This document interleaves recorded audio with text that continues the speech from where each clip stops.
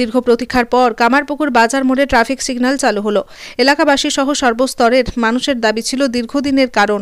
নিত্য যানজটের নাজেহাল হচ্ছিল এলাকাবাসী, নিত্যযাত্রী, বাজারে আসা ও যাওয়া ব্যবসাদার ও খরিদ্দাররা। অতিরিক্ত যানজটের কারণে সময় অফিস, আদালত কিংবা অন্যান্য কাজে পৌঁছানোটা একটা দুঃসহ যন্ত্রণা হয়ে দাঁড়িয়েছিল প্রত্যেকের কাছে। আর তার কাছ থেকেই মুক্তি দিতে আজ কামারপুকুর বাজার মোড়ে শুরু হলো ট্রাফিক সিগন্যাল। এই উদ্যোগে খুশি এলাকাবাসী থেকে প্রত্যেকেই। ট্রাফিক সিগন্যাল শুরুর কর্মসূচিতে উপস্থিত ছিলেন কামারপুকুর মঠ ও মিশনের সন্ন্যাসী মহারাজ, ছিলেন গোঘাট থানার পুলিশ প্রশাসন। আজকে আমাদের কামারপুকুর যে বাজার, যেটা লাহা বাজার বলা হয়, এখানে সবাই মানুষ জানেন প্রচণ্ডভাবে ভিড় হয়। এখানে এত যানবাহন বেড়ে গেছে। আমাদের এদিকে চারদিকে অনেক স্কুল আছে, আমাদের স্কুল আছে, নয়নতারা বালিকা বিদ্যালয়, এছাড়া অন্যান্য আরও অনেক স্কুল, এখান থেকে ছেলেমেয়েরা যাতায়াত করে। তো সেই সময় দেখি আমাদের যে কোনো মুহূর্তে অ্যাক্সিডেন্ট হয়ে যেতে পারে, এবং এর আগে অ্যাক্সিডেন্ট হয়েওছে কয়েকবার। তো এখানকার মানুষ বহুদিন থেকে আবেদন করছিলেন, তার সঙ্গে আমরাও আবেদন করেছি। তো আমাদের প্রশাসন ভীষণভাবে আমাদের সাহায্য করেছেন। ওনারা ওটা করে দিয়েছিলেন। আজকে এটা উদ্বোধন হলো, তো এটা মানুষের কাজে লাগবে। তো আমি আশা করব যে যেখানে যেখানে আপনারা বলছেন, আশা করি তারা অবশ্যই ব্যবস্থা করবেন। স্যার আজকে কী করলেন এখানে, আর কিছু আপনারা জানেন যে এটা আমাদের অনেক দিনেরই প্ল্যান ছিল।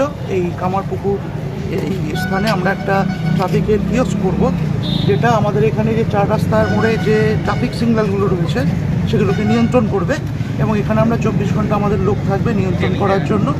এবং এটা করার ফলে আমাদের এখানে যে প্রত্যেক দিন প্রচুর ভিড় হয়, আপনারা জানেন, বিভিন্ন যারা পিলগ্রিমসরা আসেন, তারপরে বিভিন্ন উৎসবের দিনগুলো যেখানে আছে ভিড় হয়, তাতে আমাদের ট্রাফিক এবং নিত্য প্রচুর স্কুলের ছেলেমেয়েরা এখান থেকে বাচ্চারা যাতায়াত করে। তো এই ট্রাফিক সিগন্যালটা হওয়ার ফলে আমরা কী করবো, সেটা সুষ্ঠুভাবে যান নিয়ন্ত্রণ করার ক্ষেত্রে এটা আমাদের খুব কাজে আসবে। তো এটা আজকে থেকে উদ্বোধন হলো। এখানে 24 ঘন্টাই আমাদের লোক থাকবে।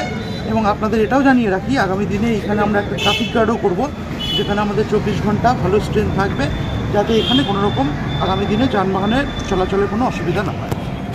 স্যার, ডাকবাংলো মোড় আর কলেজ মোড়, এই দুটি জায়গা মানুষের দাবি যে ট্রাফিক সিগন্যালের জন্য, এটা নিয়ে কী ভাবছেন? দেখুন, আমরা প্রাথমিকভাবে এই জায়গাটা এবং চণ্ডীতলার একটা জায়গা আমরা শুরু করেছি।